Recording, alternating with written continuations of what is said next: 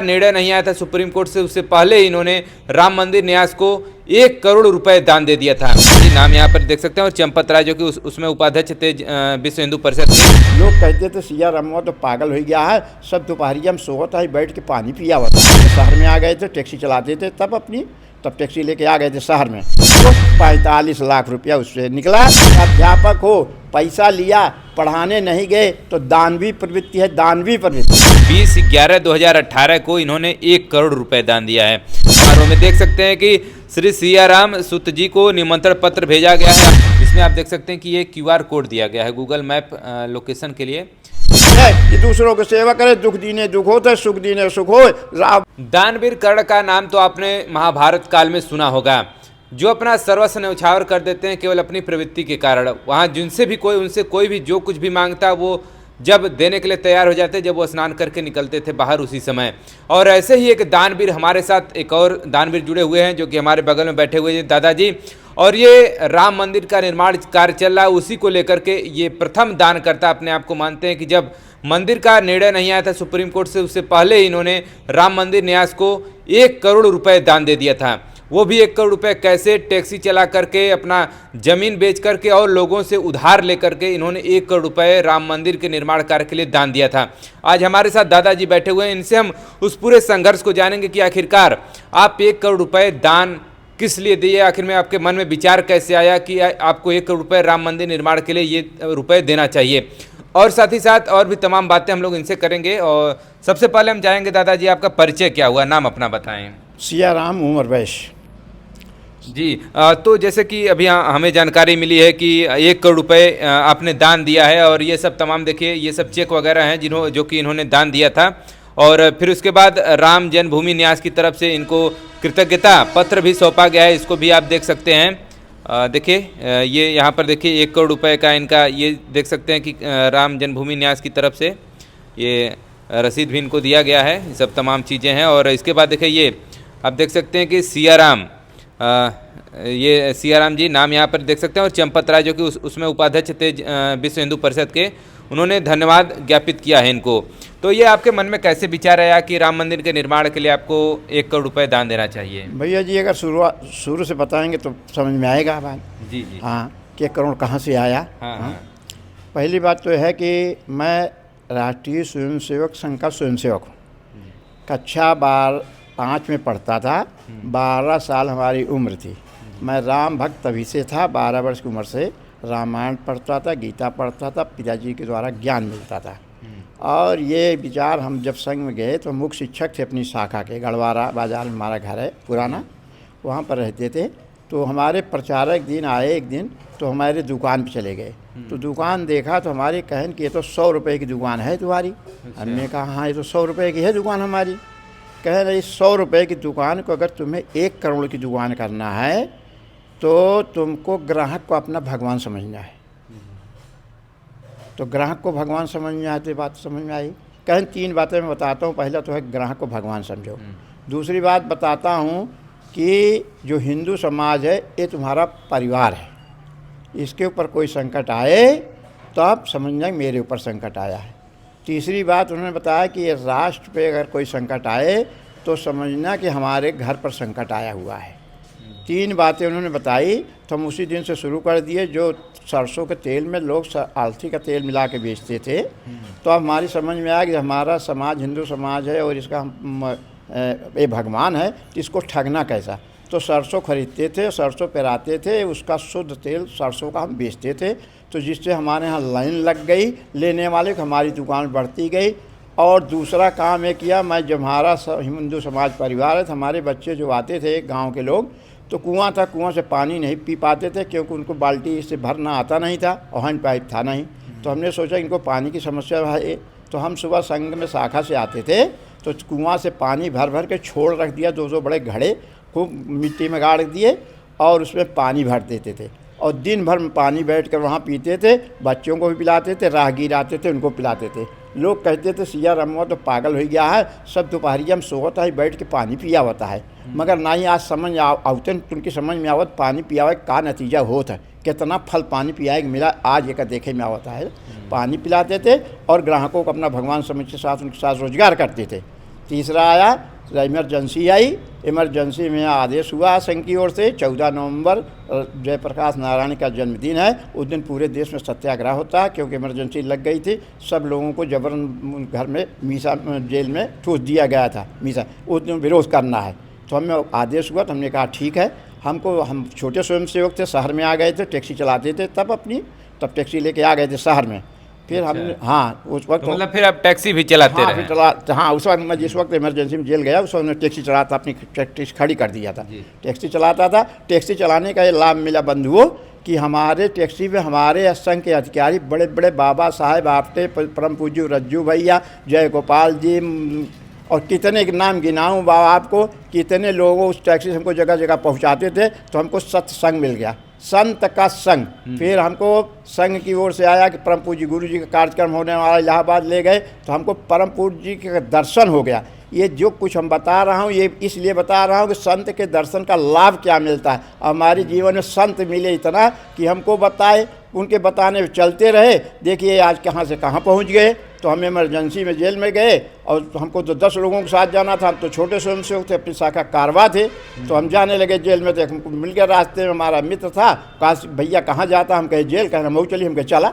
उन्होंने साथ हम 2 जने हो गए। 6 महीने 5 दिन के जेल में रहे, 6 महीने की सज़ा दे करके छोड़ दिए गए। फिर अपना संघ काम करते रहे, और उसी का नतीजा कि आज 20,000 हमको पेंशन मिल रही। हमको किसी के सामने जीवन में हाथ पसारना नहीं पड़ेगा, भगवान ने हमारी स्वतः व्यवस्था कर दी। तो ये बंदा हमारा बदने मतलब 1 करोड़वा वाया कहा। अब उन्होंने कहा 1 करोड़, तो धीरे एक दिन में तो आ नहीं गया 1 करोड़, मगर ये है कि उसके बाद देखिए भगवान की योजना मैं आपको बता रहा हूँ। भगवान की योजना जब हम शहर में आ गए तो हमको उन्होंने 14 बिस्सा 14 धूर ज़मीन 1400 रुपये में खरीदवा दिया। इसलिए कि वो हरजन बस्ती थी, वो भी शाखा में आते थे हरजन बंधु अपने। तो वो जो है कहा कि भैया जी हमारा ज़मीन जो है ख़रीद ले, नहीं तो उधर जो है ख़रीद रहे बड़े लोग हैं, वो हमारा दरवाज़ा जो उधर खोले हैं, एक ज़मींदार की ज़मीन थी, और हम जो लाइटिंग बना लिए सब हमारा बिगाड़ देंगे। हमने कहा भैया हमारे पास तो 1400 रुपया भी नहीं है, कहीं कुछ चाहे जैसे करा। तो हम तो किस्त पे गाड़ी लेके आए थे, 10,000 जमा किए, 10,000 रुपये किस्त कराए थे। फिर आराम हम 1400 रुपया की व्यवस्था करके 1400 रुपये की ज़मीन खरीद लिया। जो हमने जब 218 उसके 2 साल पहले हम 45 लाख रुपए में हमारी ज़मीन बिकी। देखिए भगवान की योजना, वो चाहते थे कि कहाँ से देगा ये, ऐसे तो जितना कमाता है सब खाने में, बच्चों को छापाने बच्चे थे, 3 बेटा 3 बेटियाँ, सब खिलाने लिखाने पढ़ाने में सारी कमाई तो चली जाती थी। हाँ, मगर भगवान ने सोचा कि समय जब रुपया राम मंदिर बनने लगेगा तो रुपया कहाँ से देगा। तो उन्होंने एक योजना बनाई कि हमको 1400 रुपये की ज़मीन 14 बिस्सा खरीदवा दिया। जो हमारी ज़मीन जब हमको रुपया देने की ज़रूरत पड़ी तो हमारी ज़मीन हमने प्लाटिंग करके बेचा, उसको 45 लाख रुपया उससे निकला। 2 बिस्सा ज़मीन हमारी और थी, हम मूल्यवान एकदम रोके थे, मगर भगवान से मूल्यवान तो कोई होता नहीं है। फिर 2 बिस्सा ज़मीन हम वो उसको बेच दिए 36 लाख। हम 85 लाख रुपया सब ज़मीन उमीन बेच करके इकट्ठा किए। जब देने का समय आया कि हम सोचे कि हम तो चले जाएंगे, पता नहीं कब चले जाएं, और भगवान का मंदिर तो नहीं बनना, आज नहीं तो कल बनेगा, तो हम इसकी व्यवस्था पहले न कर जाएं। तो हम अपने जो बच्चों से कहे, तो बच्चे भी जो हमारा 5 लाख का किसी ने दिया, चेक 2 लाख दिया, बहू ने दिया, बिटिया ने दिया, दामाद ने दिया, सब लोग मिला करके हमारे 15 लाख रुपया पूरा उन्होंने किया। और 85 लाख रुपया हमने ज़मीनों से इकट्ठा किया। और उसको जब इकट्ठा कर लिया तब 1 करोड़ रुपया जब हमारे पास हो गई तो 1 करोड़ का चेक काट के प्रभु श्री रामचंद्र जी, मैं एक मंदिर बनवाया हूँ सीताराम धाम, वहीं पर रहता था भजन कीर्तन और सेवा के लिए। क्योंकि मंदिर इसलिए बनवाया था कि जो आते थे तीर्थ यात्री तो सड़क पर बना के खाते थे। हमने कहा सड़क बना के खाते इनके लिए कुछ करना चाहिए। तो हमको हमारे एक संत मिले शंकरानंद जी, तो 90 में, तो उन्होंने कहा कि सियाराम ऐसा है कि तुम कुछ दवा खाते हो। तो हम कहे हाँ ब्लड प्रेशर होता है कि दवा खाते हैं। कहीं बैठो मैं भगाता हूँ, बैठ गए। तो उन्होंने कहा देखो ये जो रोग है किस कारण से आया जानते हो, ये तनाव से है। तनाव है, इसीलिए जब तुम तनाव दूर नहीं करोगे तो अभी बहुत लोग, अभी शुगर उगर भी आएगा, बहुत बीमार हो जाओगे। तो हमने कहा क्या करें, कहे मेरा नहीं सब तेरा तेरा तेरा तेरा तेरा कह दो, और तेरा मान लो भगवान सब कहे तो तुम्हें कोई रोग नहीं घेरेगा। इसलिए सेठ जी को तो सब रोग घेरता है, मगर नौकर को कोई रोग नहीं घेरता है, क्योंकि उनके अंदर तो मेरा मेरा है। और वो नौकर तो जानता है कि मुझे 5,000 महीना मिलेगा, 5,000 पर गुजर बसर करता है। तो उन्होंने संत ने जो हमें वाक्य बताया, मगर ये भी साथ साथ कि स्वधर्म का पालन करना। स्वधर्म बता दिए क्या है, कहें स्वधर्म में है कि अध्यापक हो। एक उदाहरण दिया उन्होंने कि अध्यापक हो पैसा लिया, पढ़ाने नहीं गए तो दानवीय प्रवृत्ति है, दानवीय प्रवृत्ति। पैसा ले के पढ़ाया तो मानवीय प्रवृत्ति है। बिना पैसे के 10 बच्चों गरीब को पढ़ा दिया तो देवत्व प्रवृत्ति है। जो समाज को दे वो देवता, और जो समाज से ले दे दोनों करे वह मानव, और जो समाज से ले और बदले न कुछ दे, जैसे माता पिता से ले 20 साल वर्ष तक और 20 वर्ष बाद उसका 2 रोटी नहीं खिया जाता, वृद्धाश्रम भेजा था, या दानव वाला काम, दानवीय प्रवृत्ति। एक है सतोगुणी, एक है तमोगुणी, एक है रजोगुणी, एक है सतोगुणी, एक है अकर्म, एक है साकाम कर, एक निष्काम कर। तो सोच लेना कि तुम क्या कर रहे हो, तुम उसका खुद परीक्षा लेना अपने। ये न देखना कि दूसरे के पास धन बहुत है, दूसरे के पास धन न देखना, क्योंकि लक्ष्मी जी कहती हैं कि मैं दोनों के पास जाती हूँ, एक अधार्मिक के पास भी जाती हूँ, एक धार्मिक के पास जाती हूँ। मगर जो मुझको केवल चाहता है तो मैं उल्लू की सवारी से जाती हूँ, उसको उल्लू बनाकर मैं चली आती हूँ, उसका विनाश करने के लिए जाती हूँ। और जो धर्म धन चाहता है तो उसको मैं 3 चीज़ें देती हूँ, यश, कीर्ति और स्वर्ग जैसा सुख। मगर फिर भी आनंद मेरे हाथ में नहीं है। आनंद लेना है तो प्रभु श्री राम जी के चरणों में जाओ। वो कहते हैं तू मुझको क्या देगा, मेरा तो सारा संसार है। हाँ, निर्मल मन जनसो मोहि पावा, मोह कपट छल छिद्र बाबा। तू निर्मल होके आ जा तो तुझको मैं ऐसे दूंगा जैसे बाप कमा था, बेटवे की देखी जा था, पड़ोसी की लड़का के 1 धूल जमीन नहीं देता है। तो मैं तेरा योगक्षेम सब देखूंगा, तुझे चिंता करने की जरूरत नहीं है। उस संत ने जब बता दिया तो हमारे पास जो 15 लाख रुपया थी वो ला करके हमें सीताराम धाम का निर्माण करा दिया 205 में। और धीरे धीरे मंदिर आज विशाल रूप में खड़ा हो गया है। तीर्थयात्री आते हैं आंध्रा से, वो सब कहते हैं मेरा अपना धाम है, क्योंकि यहाँ बार्गेनिंग नहीं है कोई, यहाँ एक पैसे का लेन देन नहीं करते हैं, मुझसे न पैसा पानी के लेते हैं न सफाई के लेते हैं, किसी चीज़ का पैसे हम बिजली पानी का नहीं लेते, क्योंकि हमको राम दे रहा है इसलिए हम खर्च कर रहे हैं। हमको राम न देता तो हम कहाँ से खर्च करते। जी। देखिए ये आप डेट देख लीजिए कि 20/11/2018 को इन्होंने 1 करोड़ रुपए दान दिया है। और देख सकते हैं कि जब निर्णय आने से पहले ही निर्णय जो श्री राम जी का मंदिर का जो सुप्रीम कोर्ट का निर्णय आया था उससे पहले इन्होंने इस पैसे को दान दे दिया था। तो पहले से ही आपको पता था कि हाँ मतलब मंदिर बनेगा ही?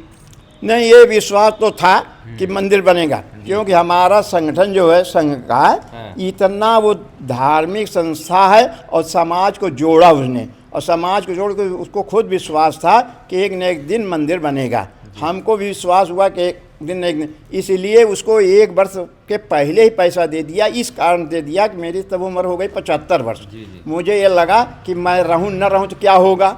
हाँ, ये ज़मीन तो हम ले जाने पाएंगे नहीं, ये को सब छोड़ के जाना है, तो इसको कुछ भगवान का काम करके जाना चाहिए। मैंने अपने बच्चों के लिए तो बहुत कुछ किया, भगवान के लिए भी कुछ करना चाहिए। चलिए, मतलब आपको ये लगा कि अब हमारी उम्र अब ढल रही है तो कहीं हम चले न जाएं, इसलिए इन्होंने अपने दान पहले ही दे दिया। हाँ, तब हमने उसको सोचा कि अब चलना उसका देखिए फल है इनको कि आप देख सकते हैं कि बहुत सारे लोग लालायित हैं राम मंदिर जाने के लिए। उद्घाटन समारोह में देख सकते हैं कि श्री सियाराम सुत जी को निमंत्रण पत्र भेजा गया है। आप देख सकते हैं कि अनादिक निमंत्रण श्री राम अयोध्या सादर। ये देखिए ऐसे ही कार्ड जो है इनको भेजा गया है। इसको हम आपको खोल कर अगर दिखाना चाहें तो देखिए क्या क्या इसके अंदर आप देख सकते हैं। देखिए सबसे पहले आप खोलेंगे तो ये दिखेगा आपको ये प्रति। देखिए इसमें सबसे पहले तो देखिए सबसे पहले आप खोलेंगे तो श्री राम मंदिर का जो मंदिर दिखेगा, विराट रूप, और फिर उसका देखिए बाल रूप जो है प्रभु श्री राम का, ये आप देख सकते हैं। और इसके बाद जो है आप देख सकते हैं कि श्री राम लला जी का ये आप महाप्रसाद आगमन एवं प्राण प्रतिष्ठा में विशिष्ट आप जो है कि ये डेट देख सकते हैं, विक्रम संवत 2080, 22 जनवरी 2024, और नक्षत्र वगैरह तमाम चीज़ें दी गई हैं और ये आप पढ़ सकते हैं इसको। फिर आप दिनांक देखिए और इसी के लिए आपको वहाँ पर देखिए इनको निमंत्रण भेजा गया। बहुत सारे लोग लालायित हैं कि हमको निमंत्रण मिल जाए, हमको निमंत्रण मिल जाए, और ये इनका देखिए दान देने के स्वरूप इनको वहाँ पर निमंत्रण दिया गया कि आप आइए और इसमें आप शामिल होइए इस प्राण प्रतिष्ठा कार्यक्रम में। फिर देखिए एक संकल्प, आपका संकल्प संपोषण भी मिला हुआ है, और इसमें भी आप देख सकते हैं कि सम्मान स्वरूप ये आप देख सकते हैं। सबसे पहले ही पेज पर आपको पूज्य देवराहा बाबा जी मिलेंगे और इनके क्या इसमें विशेष योगदान रहा है उसको भी यहाँ पर इन्होंने वर्णित किया है। वैसे ही अलग अलग तमाम पूजनीय महंत हैं, उनको इस पर यहाँ पर स्थान दिया गया है।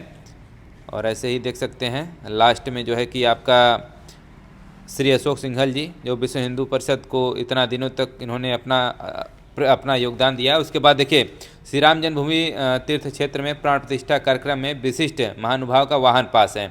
इसमें आप देख सकते हैं कि ये QR कोड दिया गया है गूगल मैप लोकेशन के लिए।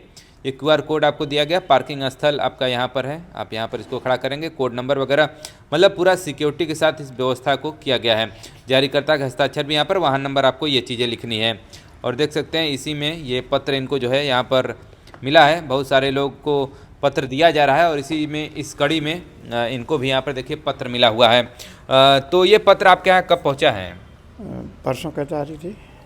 परसों, आज तो 11 तारीख है। हाँ, तो 9 तारीख को, 9 तारीख को, मतलब 9 तारीख कौन दिया था लाकर? हमारे विभाग प्रचारक जी थे और हमारे संघ के वरिष्ठ कार्यकर्ता लोग थे जी जी, और जिला प्रचारक थे, नगर प्रचारक थे, और उसमें एक हमारे मित्र हैं सौरभ जी, हाँ वो शिक्षण प्रमुख हैं, वो आए थे। बाकी हमारे घर के भी लोग, हमारे लड़के लोग थे, हमारी श्रीमती जी थी, उन्हें लाकर उन्होंने सौंपा है। जी जी जी। हाँ। चलिए अब कब जाने वाले हैं राम मंदिर प्राण हम तो प्रतिष्ठा सोच में? रहे हैं कि 1-2 दिन पहले चले जाएं, जिससे जा कर के वहाँ तब तक भीड़ न रहे, इकट्ठा जाके घूमे घामे, रहने की व्यवस्था सब न्यास की तरफ से ही है, रहेंगे, घूम घाम करके 22 को सम्मिलित होकर के 23 को या 24 को वहाँ से 25 तक का हमें पास मिला हुआ है। 18 से 25 तारीख तक, 18 से 25 तारीख का हम उपयोग वहाँ पर अपने कार्ड का कर सकते हैं। तो ये उसी वक्त जाएंगे और फिर अपना 24 या 25 को लौटेंगे। और हमारा अब आपसे क्या लोगों से कहें कि अब हम धन्य हैं, कितना गदगद हैं कि हमको भगवान ने अपने इस दर्शन लायक चुना, नहीं तो मैं आज उस लायक में नहीं था। आप सबसे बता ही चुका हूँ कि मेरी 100 रुपये की दुकान थी, मैं तो एक छोटा सा स्वयंसेवक भी था।